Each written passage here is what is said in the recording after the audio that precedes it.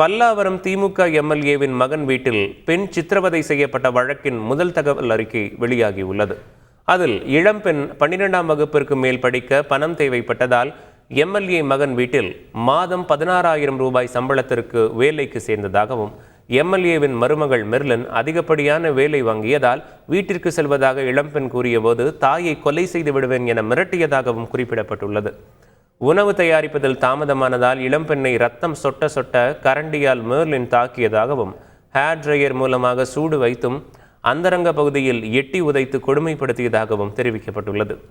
குழந்தை முன்பாகவே இளம்பெண்ணை அடித்து துன்புறுத்தியதாகவும், குழந்தை தவறாக நினைக்கக்கூடாது என்பதற்காக பாட்டு போட்டு இளம்பெண்ணை ஆடச் சொன்னதாகவும் கூறப்பட்டுள்ளது.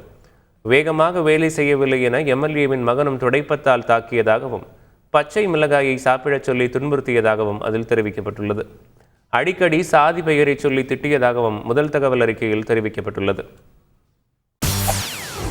செய்திகளை உடனுக்குடன் தெரிந்து கொள்ள உடனே சப்ஸ்கிரைப் பண்ணுங்க.